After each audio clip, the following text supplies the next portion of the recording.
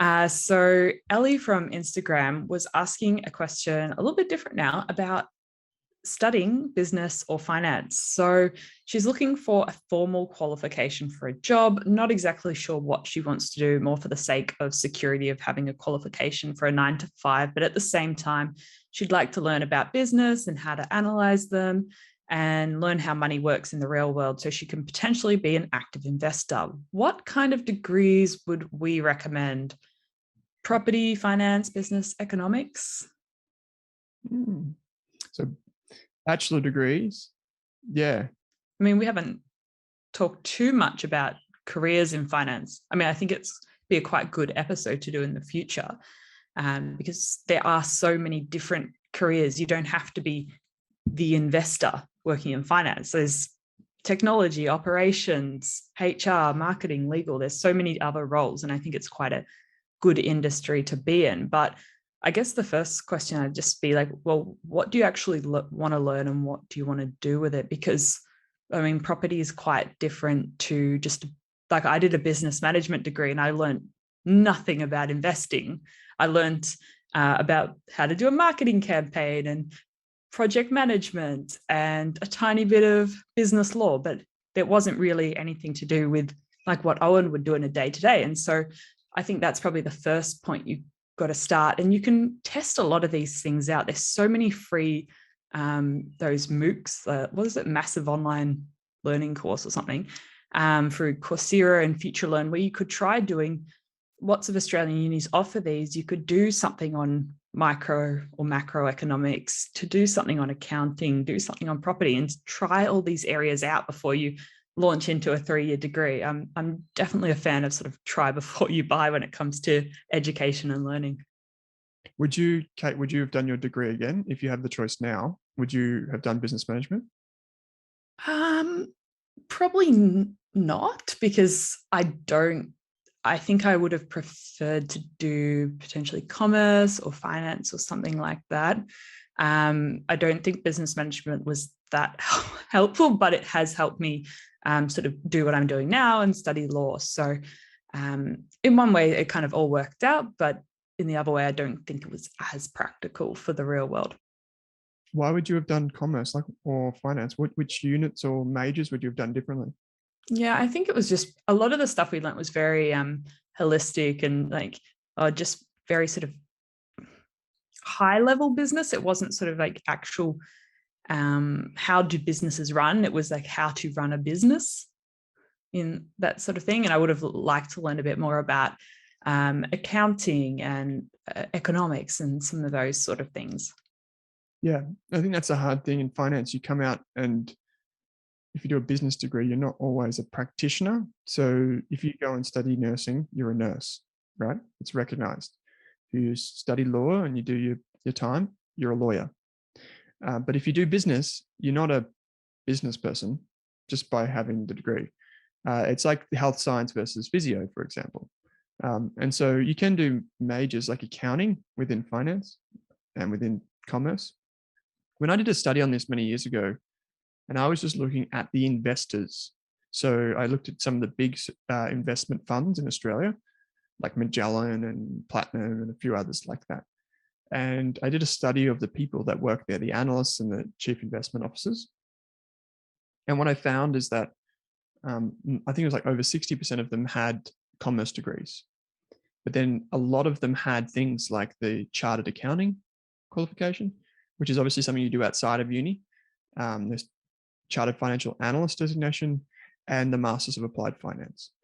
It is very difficult to get a job in investment research, like as in being an analyst. It is very difficult. And their analysts are typically at the pointier end of the financial space. As you said, there are a lot of people behind the scenes, even in a business that, you know, doesn't do funds management. So like our business, there's you and I, Monique, our producer, she's also on this call, but then there's, 5 or more people behind the scenes that aren't actually, directly involved in doing things like this and talking about investing and whatever. And this is a very nimble kind of business. there are many businesses that are in like financial firms that have hundreds of people behind the scenes doing something. And so those people are typically like former finance students and those types of things. In my opinion, I think if you want a job as an investor, you need to do something that's atypical. I think that's the best opportunity for you. So have the financial understanding, but do something atypical. Almost everyone that studies finance and goes on to become an investor goes and studies something else because it makes them like have a better understanding of how things work. So if it was me starting out today, I would, and I've said this before, I would do software engineering and I would do something like a finance or economics degree, but with accounting in it. And that's probably where like even a double degree comes in handy. Yeah, exactly. And that's what I'd do. Yeah. And some of those basics, like being able to read an annual report and understand all the numbers, like that's quite important if you are interested in active investing. And so these things you can study afterwards, but if you are in a bachelor, then it would be interesting. Something I recommend is going and looking at people on LinkedIn doing roles that you would be interested in. If you're interested in investment analysts, go and look at some large managed funds, some firms that like look at what people's education history is, what their work history is, and how they got to where they are. Look at their additional qualifications on top of maybe their bachelor degree. I mean, there are some people in the industry that potentially haven't done a bachelor's and maybe they've done the certified financial analyst qualification instead. But as Owen said, I think study is quite important in this industry and expanding your circle of competence. And so like if you have a PhD in microbiology, but you're also an investor, like that really sets you apart. You can do something that not everybody else can. And I think that's some of the most interesting fund managers and investors we talk to have a really interesting knowledge and experience on top of their investing skills. Yeah, 100%. That's the thing. That's what, the reason why I say software engineering and accounting is because in every funds management business, there is a quantitative specialist. And typically those quantitative specialists are like programmers and they're like people that understand the programming side of things. And so that's often a backdoor into funds management as well that people don't really think about. So is being on like the sales side. And so like the marketing side of funds management.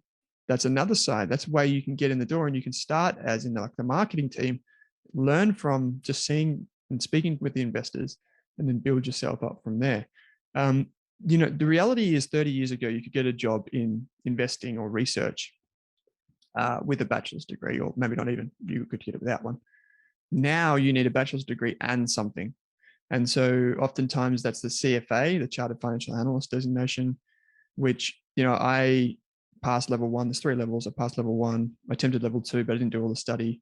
I didn't pass, obviously. But I also starting the business and doing my master's at the same time, which probably didn't help. But but I would say, yeah, you need to prepare yourself that it could be like at least postgraduate, possibly more. Like the CFA is basically 2 degrees in one, I'd say. So just prepare yourself that it's going to be a tough slog and you may need to get creative. Like I think writing like a blog, building a social following is actually a really interesting way to engage with industry professionals and probably get your resume on top of the stack if you ever go to apply for a job with that person. So I think that's really interesting too. So that's probably what I'd do. Yeah, so much to do. Yeah, but just talk to people in the industry, find them on LinkedIn and just really get an idea, even look at the jobs and what qualifications they're asking for and just sort of really immerse yourself. As Owen's mentioned before, it is like investing is a multi-year apprenticeship, even without talking about the qualifications, just sort of getting your head around how to analyze a business. So I'd just say dive in if you are interested and learn as much as you can, soak it all up. And because most of the analysts that we meet sort of live and breathe, they love learning about companies and working out how things work and how everything fits together and sort of piecing that puzzle together. I'm very curious people. So I just dive in if you are interested. It's not my field, but it is a great field to work in. Yeah, start investing. That's the big one too. Just start investing. Just start buying shares and learning about companies. Keep a journal of all the companies you find interesting, what you find interesting about them. And that journal could be a blog, like a free blog or whatever. Just start investing, start writing about what you find. And, as we've talked about before, Charlie Munger's advice was the most important hour of the day is the hour that you invest in yourself. And that's reading, that's, writing to yourself, it's journaling, whatever you do. So I used to do that all the time. I used to get up extra early and go and read a book or read blogs for an hour before my day started at the local cafe. And I think those years of doing that paid off massively when it comes to employment, when it comes to knowledge base, all those types of things. Something interesting to think about. I don't know. We're probably a little bit outliers doing study on weekends for years on end. Yeah, sure. Yeah, not everyone wants to do that. You have to sacrifice a lot, obviously. Yeah. So keep that in mind too.